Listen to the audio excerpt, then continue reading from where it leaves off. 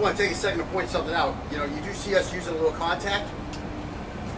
The more skilled you are, the harder and more enthusiastically you can throw these checks and strikes. If you're a beginner though, you really have to watch out and protect your partner. Or again, if your partner is a beginner, you have to really watch out and protect your partner. You can't just go in here blasting off on each other because you got a lot of drills, you got a lot of reps to do. You don't want to get injured before you're finished. You want to be able to finish your drill and do that without injury. But you can always start to ramp up more and more contact as you go. I mean, when me and Scotty started, I really started off, just touching his neck, and then later on, I started, jamming in his neck pretty good, just trying to ramp up his contact.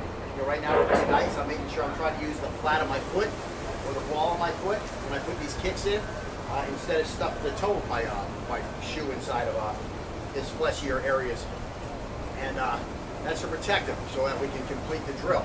Now again, if you and your buddy are, I don't know what to say, active duty military, and you guys have studied martial arts for a couple years, and you're a SEAL or a recon guy, a ranger, to get everybody in there, you guys can probably hammer each other a little harder.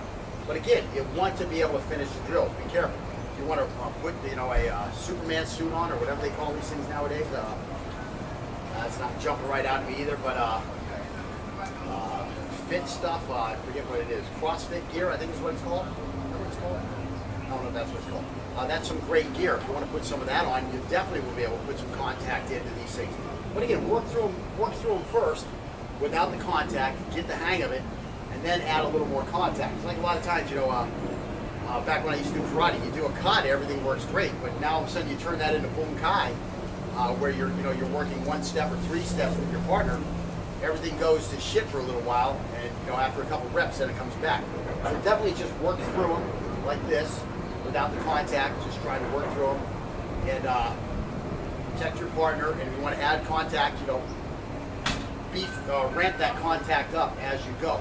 Now, of course, if you've been using heavy contact and you're comfortable with that, whatever you like, that's your decision, not mine.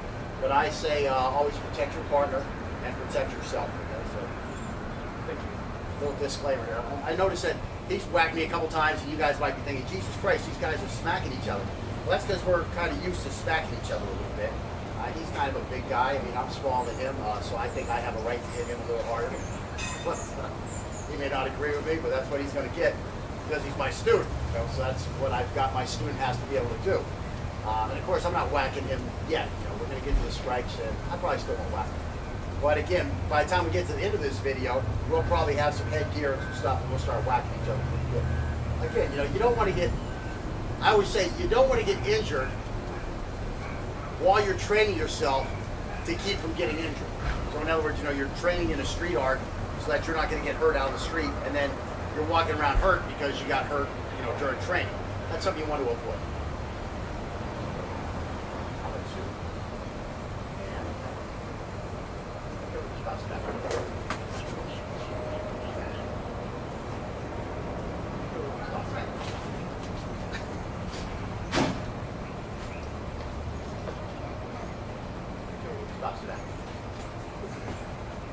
See that when I stand on it, no problems, check them off.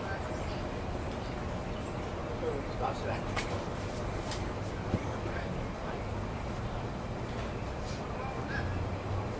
Stop that.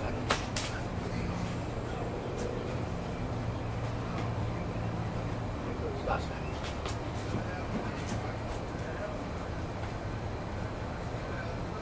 Stop that.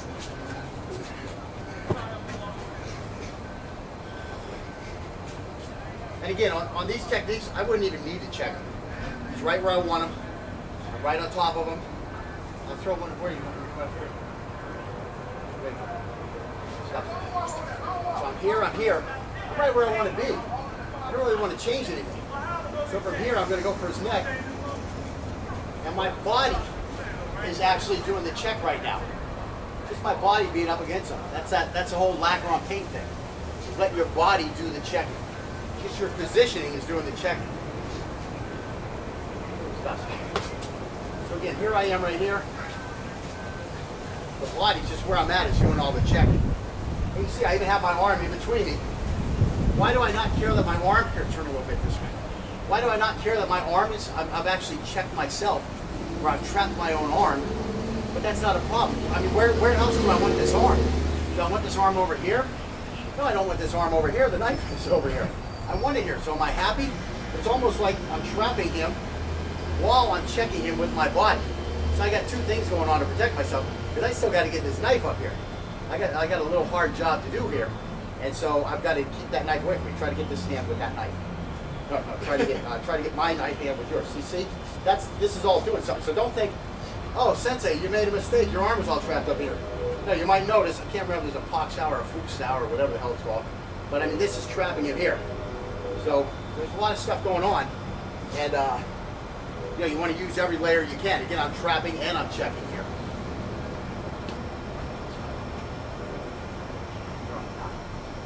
Stop back.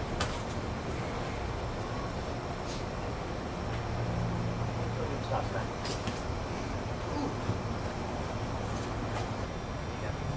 Okay, so what are we on to here? You've done left, now you're going to do our right hand. Stop back. Now you see, I'm bringing a lot at him, and you see, he's flinching right away. He's like, what's going on here? Where's he going to hit me at? That's what this other guy's going to be thinking too, unless he's a real cool character, and he can just stand there and slash. And yet, when the contact actually starts, you know, it's like I said, I was watching that, watching some of those videos from that cold steel competition.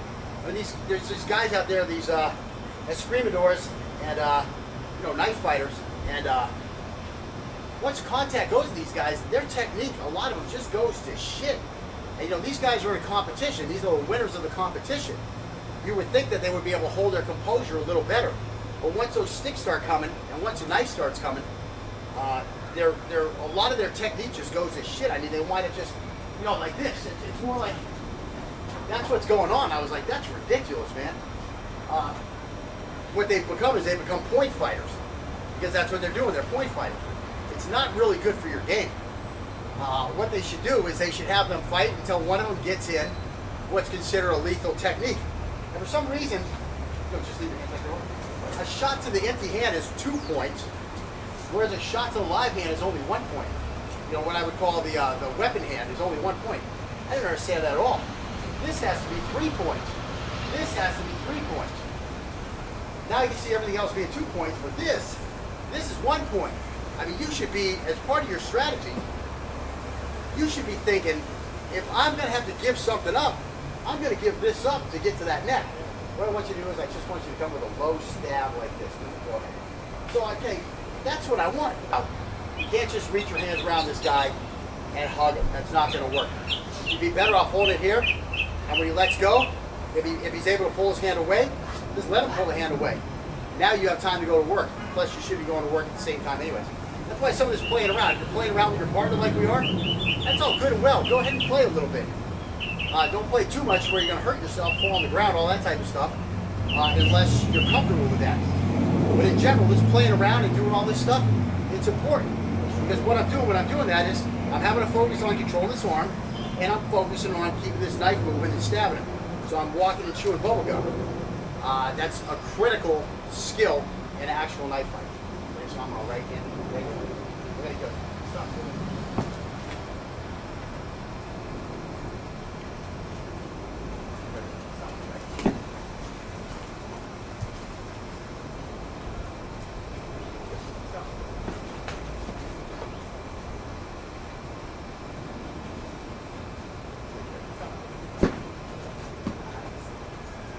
Big hollow out there.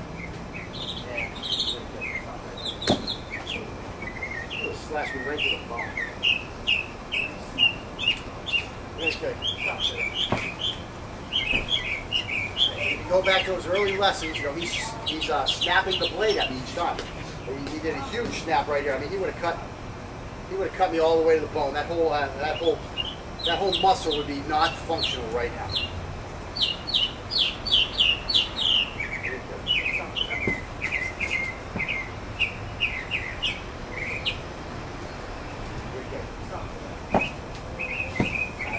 That little check you did, just a little touch on my arm.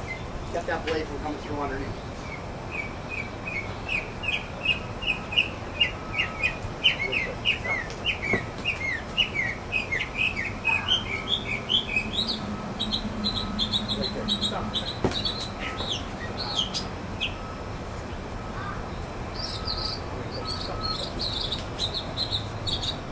I just sliced myself on your hand when I came down with that 1 after that 11.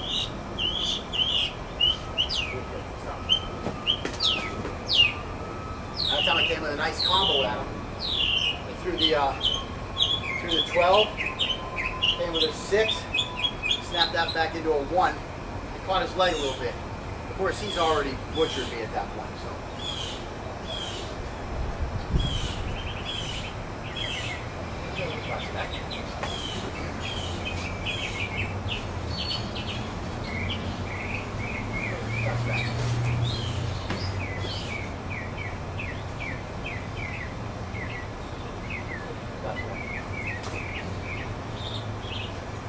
That was a big trap more than check. I saw your hand open, so I just came back. I trapped it real quick and I come up here.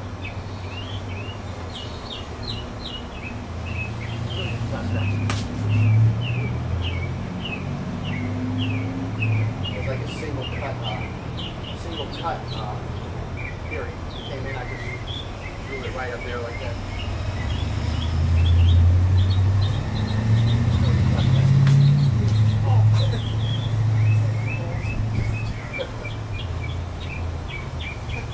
One thing about this, it lets you learn where that knife is, you know. Because in a real fight, you can't make those mistakes. You want to make them now, while you're throwing that knife all over the place. This is better than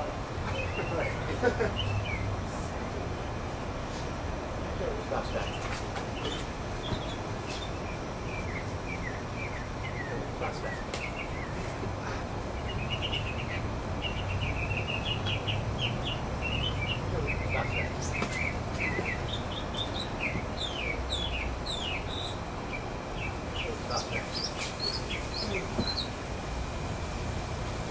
All right. 11, 10, 9, 9. That time I got poked in the little elbow there. Again, that's a tough technique against that Chinese. He's coming with a 9. Hard for me to get out of the way.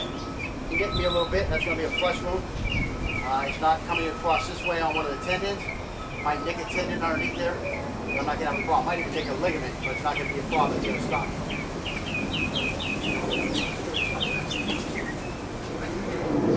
You got to retract that knife. Now, he grabbed nothing but blade, you got a problem. But again, my retracting it is going to do him the favor of then cutting his finger. That's right.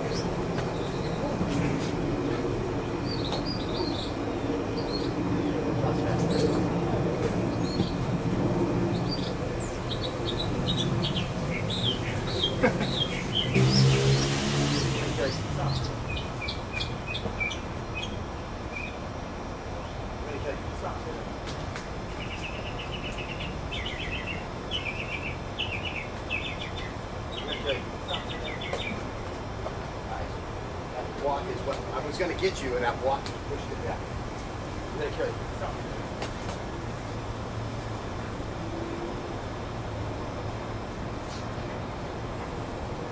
going to kill you.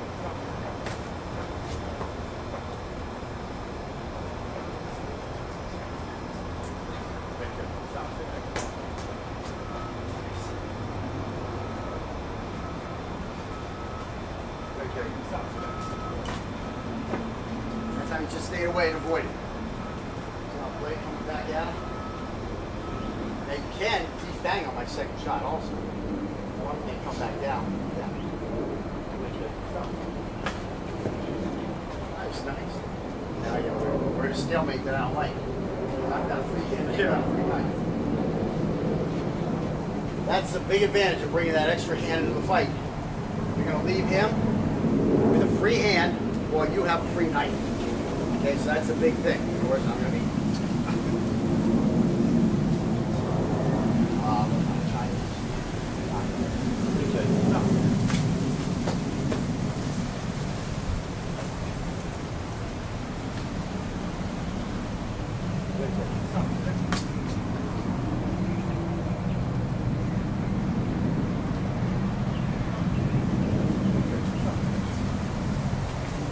You gotta do get that knife working, man.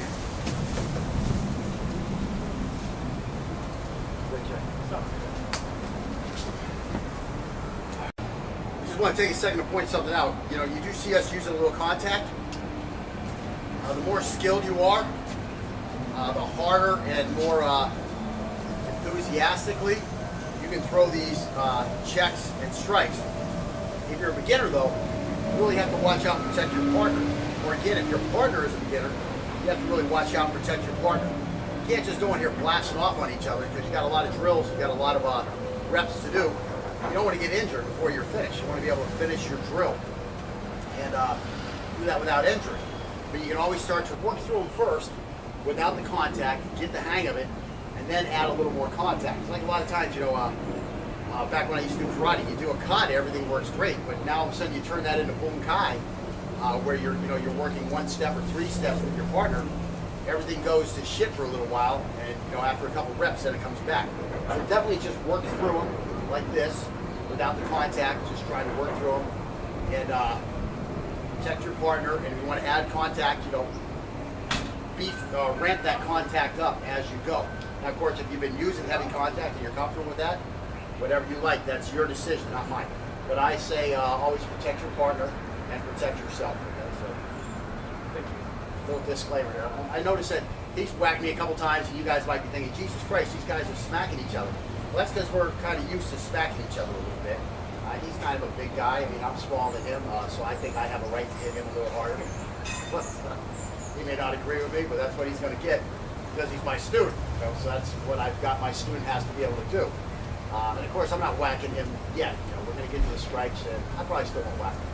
But again, ramp up more and more contact as you go. I mean, when me and Scotty started, I really started off, just touching his neck, and then later on, I started, jamming in his neck pretty good. Just trying to ramp up his contact. Right now, it's nice. I'm making sure I'm trying to use the flat of my foot or the ball of my foot when I put these kicks in, instead of stuff the toe of my shoe inside of his fleshier areas. And that's to protect him so that we can complete the drill. Now again, if you and your buddy are, I don't know what to say, active duty military, and you guys have studied martial arts for a couple years, and you're a SEAL or a recon guy, a ranger, to get everybody in there, you guys can probably hammer each other a little harder. But again, you want to be able to finish the drills. Be careful. You want to put, a Superman suit on, or whatever they call these things nowadays. It's not jumping right out at me either, but fit stuff. I forget what it is. CrossFit gear, I think is what it's called. Remember what it's called? I don't know if that's what it's called. That's some great gear. If you want to put some of that on, you definitely will be able to put some contact into these things. But again, work through them